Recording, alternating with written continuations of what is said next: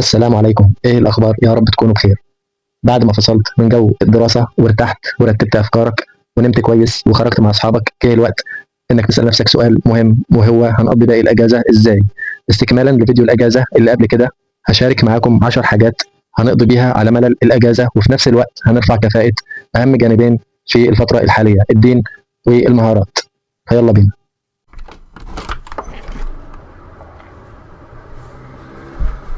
ملحوظة بسيطة: النقاط كل ما بتعلى كل ما بتزيد قيمتها، يعني أفضل حاجة هي آخر حاجة. فجهز مشروبك المفضل يا صديقي ويلا بينا.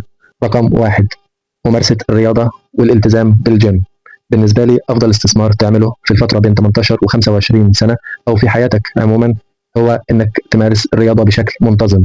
الأجازة هي الفترة الذهبية لده، لأن ببساطة العقبات والحجج اللي كانت موجودة قبل كده مش موجودة دلوقتي، وعندك وفرة في الوقت. الميزة هنا مش بس المظهر الخارجي والكتلة العضلية، ولكن الميزة إنك بتدرب عقلك على الالتزام وإنك تعمل الحاجة حتى لو مالكش مزاج إنك تعملها. جرب تلتزم شهرين الأجازة دول بنزول الجيم، وبعد عودة الدراسة حافظ على العادة دي ولو حتى مرتين أسبوعيا، عشان ما تضيعش التعب والنتيجة اللي حصلت عليها. رقم اتنين: العمل التطوعي. جرب ولو لمرة واحدة في حياتك إنك تتطوع في مؤسسة خيرية أو نشاط مجتمعي في الكلية. صحيح مفيش مقابل مادي، ولكن الأثر النفسي والإنساني أكبر بكتير. العمل التطوعي بيكسر عندك الرهبة والخوف من التعامل مع الناس، وبيديك خبرة مش هتتعلمها في الكلية، وبيعلمك كمان إزاي تشتغل جوه تيم. أنا شخصيا لما جربت ده حسيت بأثر نفسي عظيم جدا، وبتبدأ تزيد ثقتك بنفسك ورضاك عن نفسك. فجرب ولو لمرة واحدة، صدقني الموضوع يستاهل. رقم ثلاثة: التدريب العملي. لو انت طالب في كلية طبية، جرب تنزل مستشفى او حتى عيادة وتشوف الدكاترة الاكبر منك ازاي بتتعامل مع المرضى وازاي بياخدوا هيستوري. الطريقة دي مش بس بتزود الثقة عندك، دي كمان بتخليك تشوف التطبيق العملي للي بتدرسه، لان مهما سمعت من نظري ومهما اخدت من كورسات، مفيش حاجة تتفوق على تجربتك الشخصية. فجرب، مش هتخسر حاجة. رقم أربعة: جرب تقضي يوم كامل بدون أي تكنولوجيا. احنا دلوقتي عايشين في عصر بيضخ في عقولنا معلومات كتير جدا وكمية كبيرة من النوتيفيكيشنز طول اليوم، وده بيسبب تشتت وتوتر دايما. جرب تتحدى نفسك وتقضي يوم كامل بدون أي تكنولوجيا. ابعد عن التليفون، عن التلفزيون، عن أي تكنولوجيا تماما. استغل اليوم ده في إنك تتمشى في الطبيعة، تقرأ كتاب ورقي، أو حتى تقعد في مكان هادي. في أول كام ساعة هتحس إنك عايز تمسك الموبايل، ولكن لو قاومت الشعور ده لفترة بسيطة هتحس بعدها بصفاء ذهني وراحة نفسية عظيمة. رقم خمسة: اعرف نفسك أكتر.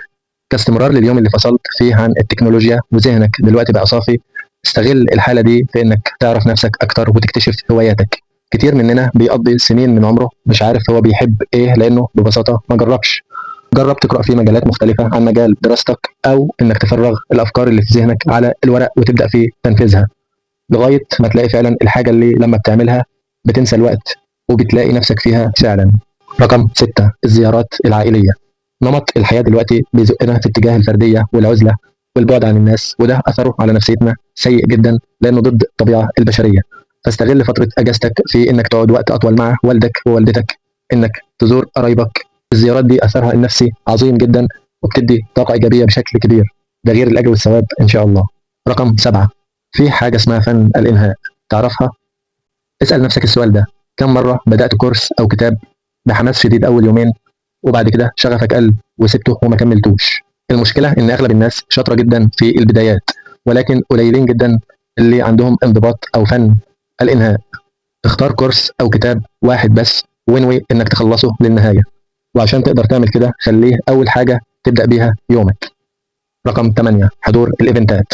الشاشات دلوقتي عزلتنا عن الواقع بشكل ما، لكن التفاعل الحقيقي بيحصل لما تنزل وتاخد التجربه بنفسك. جرب تنزل وتحضر ايفنتات، الموضوع صدقني بيفرق جدا عن لما تشوفه من خلال شاشه التليفون. ذهنك بيكون حاضر، استيعابك بيكون اعلى، وكمان بيفتح لك باب في انك تعمل دايره علاقات قويه مع ناس شبهك وليهم نفس اهتماماتك، وده استثمار على المدى البعيد ممتاز ويستاهل انك تجرب عشانه. رقم 9: اتعلم لغه غير الانجليزي. طبعا دلوقتي الانجليزي ما بقاش ميزه او رفاهيه، ولكن حاجه اساسيه، لان ببساطه اي كورس هتلاقيه متوفر على الانترنت بالانجليزي. اي تعامل مع شخص غير عربي غالبا هيكون بالانجليزي، ولكن الفكره هنا هي انك لما توصل لمستوى B1 او B2 في الانجليزي ابدا في تعلم لغه تانية، مش بس عشان قوه للسي في بتاعك بعد التخرج، ولكن من الناحيه العلميه تعلم اللغات افضل تمرين للمخ، وبيزود المرونه العقليه كمان. ووصلنا للنقطه الاخيره، وهي اعظم حاجه ممكن تعملها في حياتك كلها، مش بس في فتره الاجازه، وهي البدايه مع القران. كل الحجج والاعذار اللي كانت موجوده ايام الدراسه مش موجوده دلوقتي، فابدا من النهارده ولو بنص صفحه يوميا. الفكره مش انك تحفظ كميه كبيره في وقت قصير، ولكن الفكره في الاستمراريه. حط قدر بسيط جدا ما تقلش عنه تحت اي ظرف واستمر عليه، لان ببساطه فتره العشرينات هي انسب فتره تتعلم فيها اي حاجه، لان بعد ال30 المسؤوليات اللي عليك بتزيد، فالوقت المتاح ليك بيقل، والفرص المتاحه ليك دلوقتي ممكن ما تكونش متاحه بعدين، فاستغل الفرصه وابدا من دلوقتي. ووصلنا للفقره الاخيره، وخلينا نختم بقول النبي صلى الله عليه وسلم: اغتنم 5 قبل 5، شبابك قبل هرمك، وصحتك قبل سقمك، وغناك قبل فقرك، وفراغك قبل شغلك، وحياتك قبل موتك. لو وصلت لك الفكره والفيديو ده اضاف لك ولو معلومه بسيطه، ما تنساش تشجعنا باللايك وتشترك في القناه لو انت مش مشترك. شكرا انك كملت الفيديو للنهايه. عندك فن الانهاء. والسلام عليكم.